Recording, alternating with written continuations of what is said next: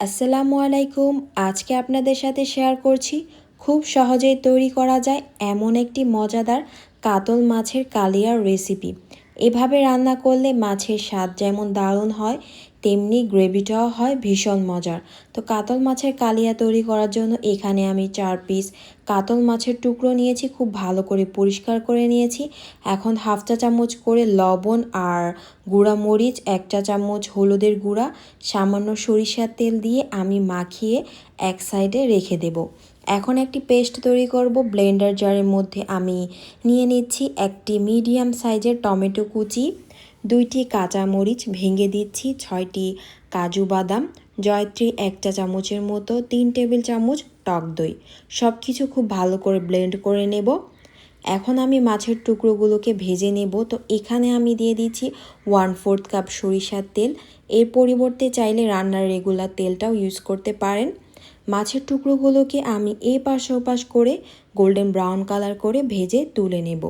এখানে আমি আরও 2 টেবিল চামচের মতো তেল এড করছি আর দিয়ে দিচ্ছি 1 চা চামচ গোটা জিরা, 4টি করে লং এলাচ, 2টি স্টিক দারুচিনি, একটি তেজপাতা কয়েক টুকরো করে ছিঁড়ে দিচ্ছি।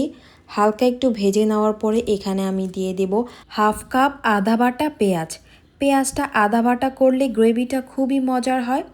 তো 2 মিনিট ভেজে নেওয়ার পর এক এক করে এখানে অ্যাড করছি 1.5 টেবিল চামচের মতো আদা রসুনের বাটা, পেস্ট করে রাখা মশলাটা, 1 চা চামচ গুঁড়া মরিচ, হাফ চা চামচ জিরার গুঁড়া, 1 চা চামচ ধনিয়ার গুঁড়া, হাফ চা চামচ গরম মশলার গুঁড়া, পরিমাণ মতো লবণ।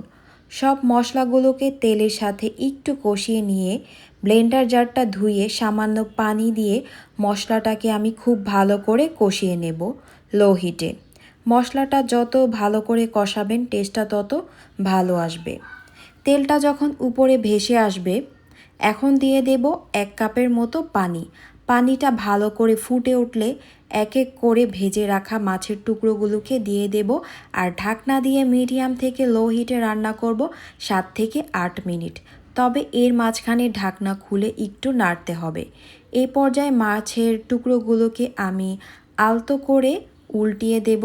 তেলটা উপরে ভেসে আসলে লাস্ট পর্যায়ে আস্ত কিছু কাঁচামরিচ, পেঁয়াজ বেরেস্তা, 1 চা চামচের মতো ঘি দিয়ে 1 মিনিটের মতো ঝাঁকিয়ে রান্না করে নামিয়ে নেব। তো আমাদের খুবই মজার কাতল মাছের কালিয়া একদম তৈরি সহজ রেসিপিতে। দেখুন দেখতে কতটা লোভনীয় হয়েছে আর খেতে তো হয়েছিল মাশাআল্লাহ দারুণ। বাসায় অবশ্যই একবার তৈরি করে দেখবেন। আশা করি সবার ভালো লাগবে। ধন্যবাদ।